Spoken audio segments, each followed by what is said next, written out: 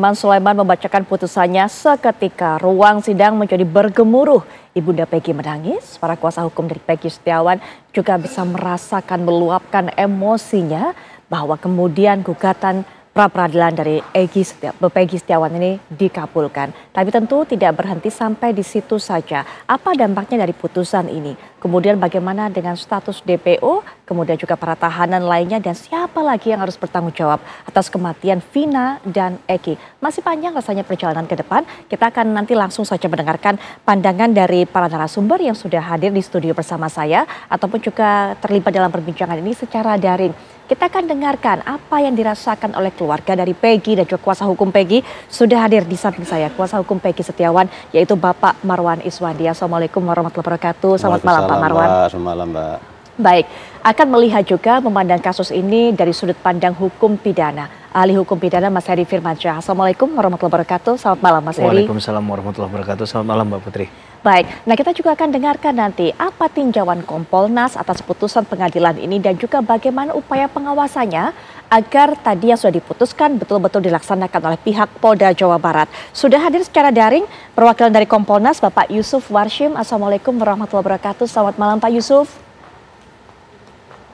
Waalaikumsalam, selamat malam Mbak Putri. Baik. Selamat malam Pak Heri, Pak Marwan. Ya, nanti masih ada satu narasumber lagi yang akan memberikan pandangannya selaku penasihat ahli Kapolri yaitu Bapak Arianto Sutadi. Tapi kami masih terus menunggu Pak Arianto untuk bisa bergabung dengan kami. Tapi kita mulai terlebih dahulu dengan Pak Marwan. Pak Marwan, apa kemudian arti makna dari putusan pengadilan ini ketika Hakim Irman Sulaiman mengabulkan gugatan pra-peradilan dari Peggy Setiawan? Baik, sebelumnya saya ucapkan terima kasih dulu kepada TV One Mbak ya. Tidak terlepas keberhasilan kami juga dari TV One dan media lain yang memberi terus memonitor persidangan ini dalam hal perkara ini. Yang Mbak tanya tadi? Betul, apa maknanya kemudian bagi Peggy Setiawan, bagi kuasa hukum, bagi keluarga besar dikabulkan gugatan ini? Sangat bermakna sekali Mbak, sangat luar biasa bermakna sekali. Kita bisa membebaskan Peggy Setiawan yang selama ini kan boleh dikatakan salah tangkap. Salah tangkap. Memang saya sangat menyesalkan sekali ke Kapolda ya, Kapolda Jawa Barat. Kami sudah mengajukan penangguhan penahanan itu dua kali Mbak. Karena kita sudah tahu Mbak, bayang kita sudah tahu ini akan bebas. Dari awal kami mengajukan penangguhan penahanan, tetapi Kapolda tidak memberikan penangguhan penahanan itu. Nah itu saya sangat menyayangkan. Hari ini juga Mbak, kalau nggak salah ini kita kan sudah dapat putusan pengadilan tadi. Yeah. Kebetulan saya habis zuhur tadi saya pulang ke Jakarta. Teman-teman saya ke sana, tapi kayaknya belum keluar juga hari ini. Betul, karena baru saja tadi sekitar beberapa menit yang lalu teman-teman kami, reporter kami yang ada di Polda Jawa Barat juga masih menantikan belum dilepas Peggy ini. Ya baik, seharusnya seperti apa prosedurnya Pak Marwan? Mungkin dari Bang ahli pidana lah yang menyampaikan nanti. Betul, nanti mungkin Mas juga bisa berikan pandangan. Tapi kalau menurut saya ya ini kan kalau kita logikanya aja Mbak ya, kita nggak usah bicara hukum dulu, logikanya kan ini udah diketuk oleh hakim. Kalau ini dibebaskan, ini dibebaskan sesegera mungkin. Ada apa lagi? Kenapa lagi sih sampai segitu loh? Itu Mbak, ya menurut saya begitu. Baik, apakah memang butuh prosedur tertentu untuk melepaskan Peggy ini walaupun sudah ada ketuk palu dari Hakim Irman Sulaiman, Mas Heri? Ya pada prinsipnya orang ditahan itu kan berarti ada kebebasan dia yang kemudian dikebiri di situ ya Mbak ya, ditangguhkan. Maka seharusnya ketika sudah ada putusan yang mengatakan bahwa dia seharusnya bisa dilepaskan, maka tidak menunggu jeda waktu yang terlalu lama. Nah, mungkin bahasa hukumnya, bahasa hukum acaranya sesaat setelah putusan itu disegerakan, gitu ya, walaupun tidak ada pemaknaan berapa kali waktu 24 jam harus segera dikeluarkan. Tapi bahasa ini kan harusnya jadi kalimat imperatif ya. Jadi kewajiban hukum untuk segera melakukan hal itu. Karena tadi kembali lagi ini adalah bentuk dari perlindungan penghormatan terhadap hak asasi manusia seseorang. Mungkin kita yang duduk di sini ya bisa hanya bicara begitu saja. Kita tidak merasakan apa yang dirasakan oleh orang yang ditahan tersebut. Ya, maka ini menurut saya kalau masalahnya adalah prosedural, hal sifatnya administratif, jangan sampai mengalahkan substansialnya. Nah, yang substansial tadi adalah segera dikeluarkan agar dia segera menghirup udara bebas, bertemu dengan keluarganya kembali. Karena orang yang ditahan itu pasti psikologisnya hancur tuh. Itu udah pasti tuh, bukan hanya fisiknya saja, tapi secara psikologis pasti hancur. Nah ini yang kemudian harus segera mungkin dalam pendekatan kemanusiaan, apalagi sudah ada putusan tadi. Nah, bagi siapa yang kemudian melakukan proses penahanan itu atau melakukan penahanan itulah yang kemudian bisa dimintakan pertanggungjawaban hukumnya untuk segera mengeluarkan. Karena kalau tidak maka ini bertentangan dengan putusan itu sendiri. Kalau kita mengetahui bahwa sumber dari hukum pidana atau sumber hukum pada umumnya itu adalah salah satunya putusan. Maka tadi saya katakan ini sifatnya sudah obligation, kewajiban. Tidak lagi sunnah muakkad ataupun sunnah hukumnya, tapi sudah levelnya sudah wajib gitu. Baik, tidak ada yang disampaikan apapun dari pihak kepolisian kepada kuasa hukum dari Peggy, rekan-rekan Pak Marwan, atau mungkin pihak keluarga? Kapan? Maksudnya kapan akan dikeluarkan, akan dibebaskan dan sebagainya? Atau apa yang harus dilakukan sebelum membebaskan Peggy? Tidak ada yang disampaikan? Kebetulan saya kan nggak ke sana, Mbak. Ada informasi dari rekan-rekan? Belum dapat informasi, saya belum dapat informasi. Tapi tadi apa disampaikan oleh Bang Heri tadi, itu sangat tepat sekali. Betul. Iya, ini kan udah diputus oleh pengadilan. Harus dikeluarkan segera dong. Baik. Apalagi putusan sudah ada, apalagi ditahan, apalagi kan ada apa?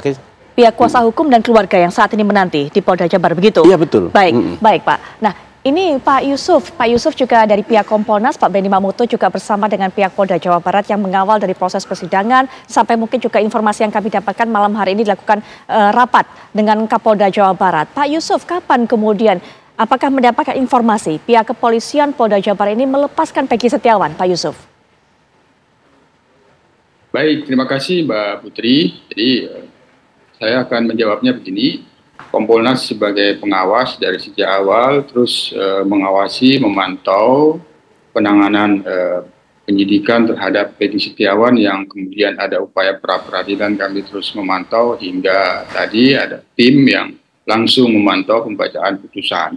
Sebagaimana yang kemarin sore bersama kedua narasumber yang hadir pada malam ini, saya menyampaikan ada dua hal pokok yang sangat penting yang dimohonkan pemohon terkait dengan penetapan Peggy Setiawan sebagai tersangka. Yang pertama terkait dengan prosedur, yang kedua terkait dengan alat bukti. Kedua hal itu bisa dua-duanya dipertimbangkan oleh hakim atau salah satunya. Nah, kita sudah melihat bagaimana putusan pra-peradilan oleh Hakim Tunggal Eman sudah jelas, penyidikannya dihentikan, penetapan tersangkanya itu dibatalkan karena tidak sah. Nah, sementara kita sudah lihat bagaimana pertimbangannya, tentu rujukan yuridisnya yang tadi sudah kita dengar terkait dengan putusan MK 21 PU strip Romawi 2 garing strip 2014. Nah, jadi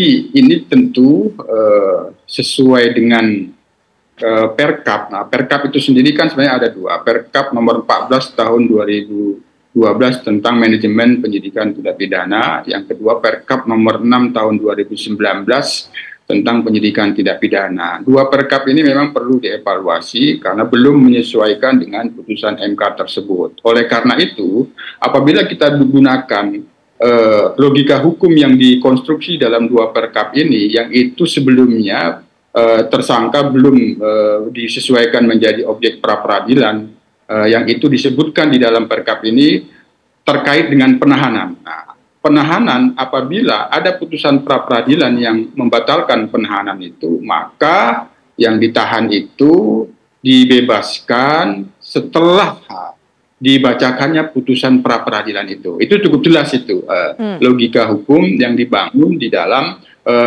Perkap nomor 12 tahun 2000, Perkap nomor 14 tahun 2012 tentang manajemen penyidikan tindak pidana. Oleh karena ini kita padankan terkait dengan penahanan Peggy Setiawan yang itu karena ditetapkan sebagai tersangka, tentu logika hukumnya ya sejak putusan itu dibacakan maka itu menjalankan perintah. Nah, kami sendiri sebagai pengawas akan mengawasi ini, memastikan bahwa ini putusan pra-peradilan sebagaimana yang sudah direspon oleh Polda Jabar melalui Bidkumnya, ditindaklanjutinya tentu sesegera mungkin setelah putusan ini dibacakan, penyidikan dihentikan, Peggy Setiawan itu dibebaskan. Hanya tentu kembali lagi ke SOP di mana biasanya penghentian penyidikan dilakukan melalui gelar perkara dengan berdasarkan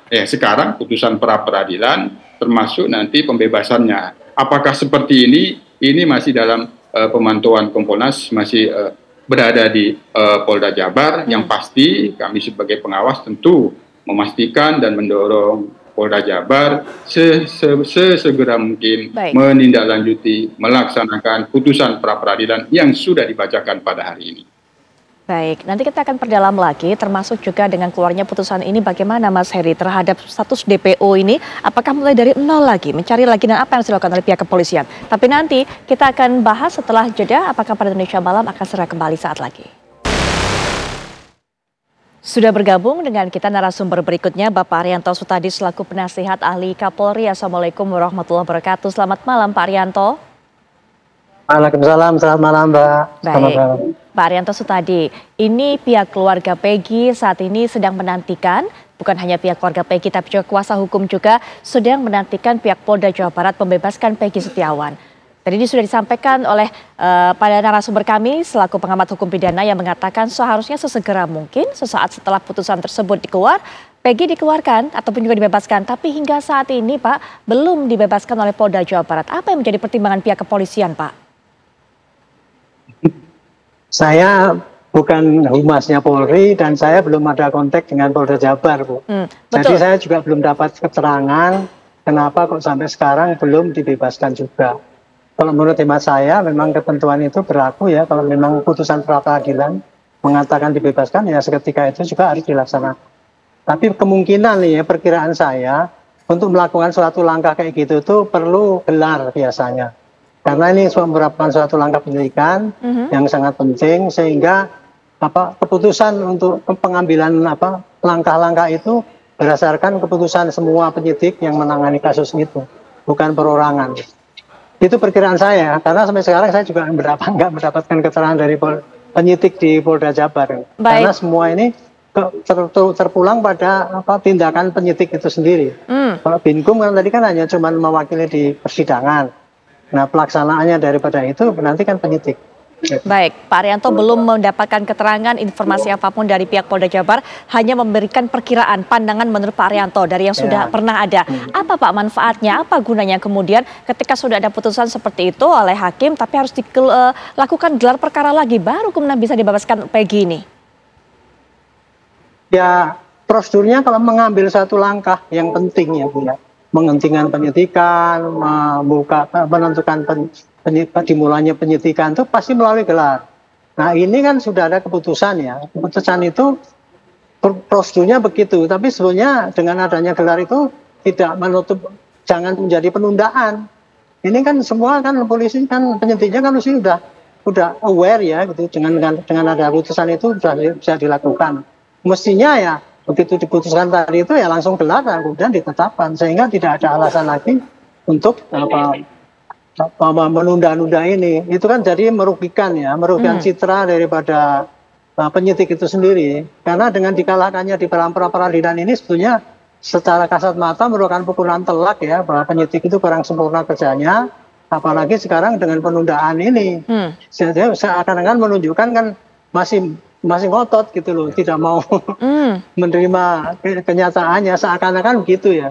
Baik. Kalau bayangan saya sebenarnya ya segera aja dikeluarkan. Gelarnya ya seperti tadi begitu dengar putus langsung dinyatakan gelar sehingga kita tidak dicemooh lagi oleh masyarakat yang selama ini sudah a priori pada tugas penyidik. Itu pendapat saya sih ya. Baik. Karena nggak dapat keterangan dari penyidik. Itu pendapat dari Pak Arianto, pandangannya Pak Marwan. Apakah Pak Marwan sekarang sudah mendapatkan informasi terbaru dari rekan-rekan seperti apa?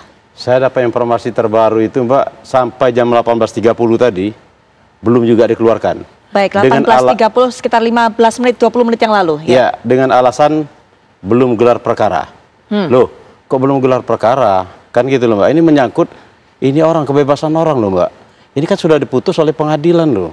Makanya saya bilang tidak ada pilihan lain, ini Dirkrimumnya perlu dicopot, harus dicopot. Saya sarankan kepada Kapolri, ini Dirkrimum dicopot ini. Dia memang ada prosedur dia waktu melakukan penangkapan, tidak sesuai prosedur. Sekarang udah dikalahkan oleh pra-peradilan, masih dipersulit juga loh kebebasan orang. Mau apa lagi sih Dirkrimum ini? Dan Kapoldanya kemana loh? Ini kan Kapolda memimpin wilayah itu kan Kapolda. Kapolda sama Dirkrimum itu copot menurut saya. Tidak ada pilihan lain kok. Iya. Baik, sebelum nanti Pak Rianto bisa berikan tanggapan mengenai hal ini, tadi komentar Pak Marwan, Pak Yusuf juga, tapi Mas Heri, bagaimana Mas Heri melihatnya? Gelar perkara harus dilakukan, tapi tidak segera mungkin, bahkan hingga saat ini juga masih belum dilakukan sehingga masih tertunda-tunda nih dibebaskannya Peggy. Yang kita tidak inginkan nanti pandangan masyarakat, tadi benar kata Pak Rianto ya, sangat permisif, bahkan nanti jatuhnya permisif terhadap keadaan ini. Padahal dari awal menaruh harapan agar ada perubahan perbaikan ya. Dalam konsepsi Integrated Criminal Justice System atau sistem peradilan pidana sifatnya terpadu, maka menurut saya hal semacam ini harusnya dijauhkan. Agar jangan sampai nanti apa yang sudah diproses secara hukum dengan benar, sudah ada putusannya, ketika harus dijalankan masih dianulir lagi, masih direvisi lagi, masih dicek kembali. Nah ini kan komunikasinya ke masyarakat menjadi tidak baik ya. Dan ini harus dijelaskan. Karena dalam putusan pra-peradilan yang baru dibacakan tadi pagi, hakim itu jelas menyoal masalah transparansi dan perlindungan hak asasi manusia. Seharusnya membacanya tidak hanya pada putusan itu saja, tapi mengejawantahkannya dalam SOP, dalam pelaksanaan tugas profesionalisme sehari-hari. Nah itu yang sebenarnya dimaksudkan. Jadi kita sebenarnya tidak membaca putusan ini hanya untuk case-nya Peggy Setiawan, tapi bagaimana perubahan arah sikap perilaku tadi, penegakan hukum itu yang lebih profesional, transparan, sesuai tadi amanah ataupun message yang sebenarnya dikirimkan lewat putusan pra-peradilan pada hari ini. Sehingga tidak ada lagi merasa bahwa ada yang disalahkan, ada yang dikalahkan. Ini adalah bentuk korektif. Memang pra-peradilan itu tugasnya untuk mengkoreksi. Saya disertasi saya tentang pra-peradilan dan bicara bahwa konteks ini adalah melihat untuk perbaikan secara horizontal kepada tindakan aparat penegak hukum. Jangan sampai abuse. Maka diuji dia, abuse atau tidak. Tapi memang di putusan tadi kan nggak menyinggung masalah error in persona sebenarnya. Belum masuk ke pokok materi perkara. Baru menyoal masalah apa yang dilakukan kemarin, ada yang dikoreksi. Ketika orang ditetapkan menjadi tersangka, mengapa sebelumnya tidak dilakukan pemeriksaan? Nah ini yang kemudian hakim tidak setuju dengan ahli dari pihak termohon yang waktu itu hanya bicara tentang minimum 2 alat bukti saja, hanya mengunci di daerah situ saja. Padahal yang dimaksud oleh hakim, kalau ini tidak diberikan peluangnya untuk diperiksa misalnya, semisal hanya diperiksa saja tidak dilakukan, maka menutup peluang dia untuk melakukan pembelaan hukum, Mbak Putri. Nah ini adalah pencitraan atau penghilangan penghargaan perlindungan terhadap hak asasi manusia tadi yang dimaksud. Nah kalaulah kemudian ini diulang kembali dengan mekanisme gelar perkara yang memang itu mungkin secara internal dibutuhkan, tapi di sisi lain kan ada kepentingan hukum, kewajiban hukum lain yang sebenarnya kalau kita lihat secara tingkatan lebih penting mana gitu antara gelar perkara ini dengan status seseorang yang sudah ditahan sesuai dengan KUHP pasal 21 tadi. Baik. Nah, ketika dia tidak terbukti sejauh ini ada prosesnya ada yang salah, maka apa beratnya? Nah, kalau saya nggak lagi bicara hukumnya sekarang. Menurut saya ini sudah bicara tidak di ranah hukum lagi. Tapi mengapa tidak mau disegerakan dilakukan? Ini kan berarti ada hal-hal yang perlu dijawab langsung oleh pihak yang berkaitan dengan penahanan ini.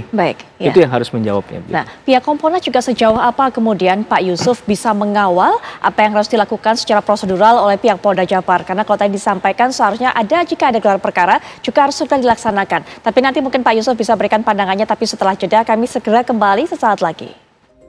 Kita kembali lanjutkan perbincangan. Pak Yusuf, jika Kompolnas ini melakukan pendampingan, melakukan pengawasan terhadap Polda Jabar agar bisa melaksanakan putusan pengadilan ini dengan tepat, sesegera mungkin. Apakah kemudian juga memberikan instruksi ataupun juga setidaknya pengawasan juga agar gelar perkara, jika itu menjadi syarat, bisa dilaksanakan dengan sesegera mungkin oleh Polda Jabar, Pak Yusuf?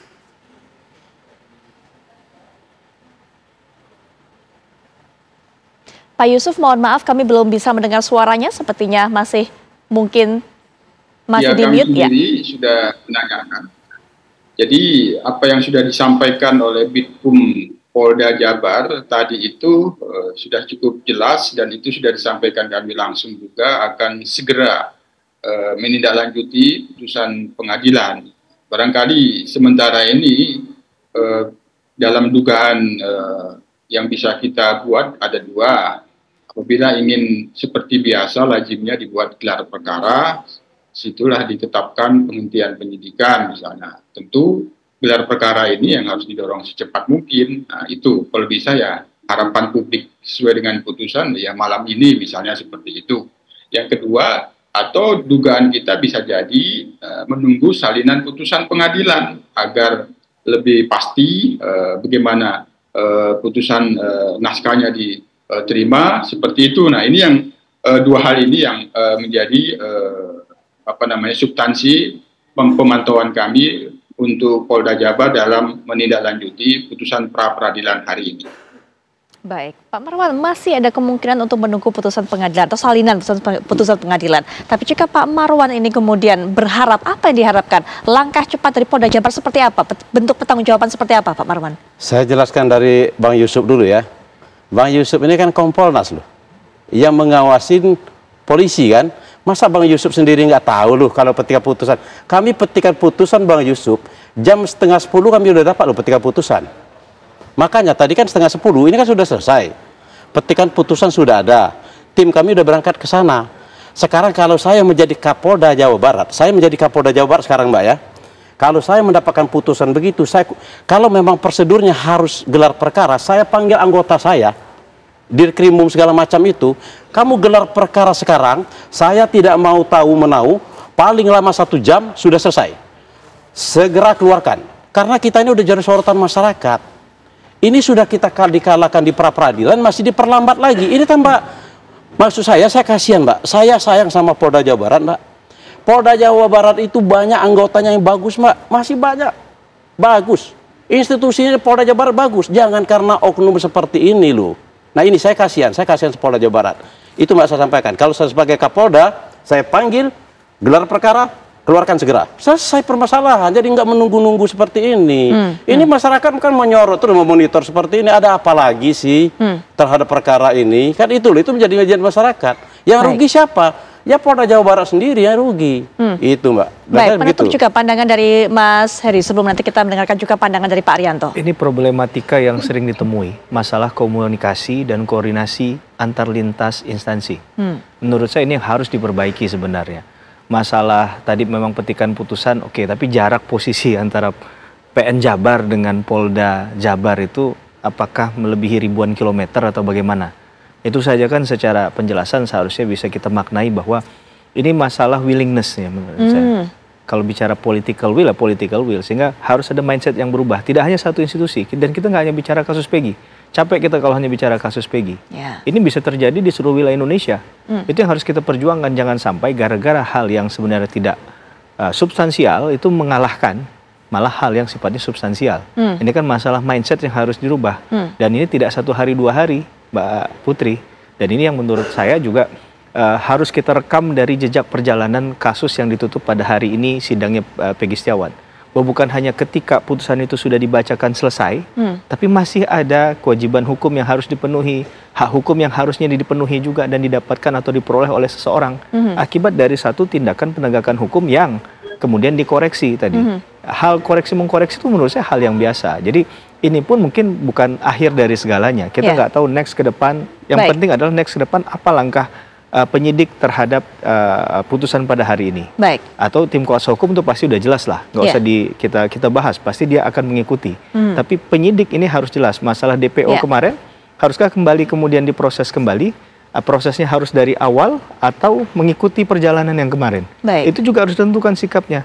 Dan terhadap tindakan-tindakan yang salah, ada langkah korektif terhadap mereka yang melakukan kesalahan. Maka kita akan lihat ada perubahan-perubahan sikap yang mengarah pada konteks bahwa ini mengikuti due process of law. Bahwa penegakan hukum itu tidak melihat orang sebagai subjek hukum. Maaf, bukan lagi sebagai objek hukum, tapi subjek hukum. Maka ini bentuk penghargaan terhadap asasi manusia yang seutuhnya. Baik, penutup terakhir dari Pak Arianto tadi harus ada langkah korektif. Tadi Mas Heri punya catatan-catatan tersendiri. Kemudian juga ini adalah willingness, keinginan, itikat Pak, untuk bisa melakukan putusan pengadilan dengan sesegera, secepat mungkin. Silakan Pak Arianto. Kalau pandangan saya ya, ini satu contoh ya, kelemahan daripada Polri saat ini. Dia tidak bisa menerjemahkan bagaimana apa yang dikehendaki oleh Bapak Kapolri. Transparan.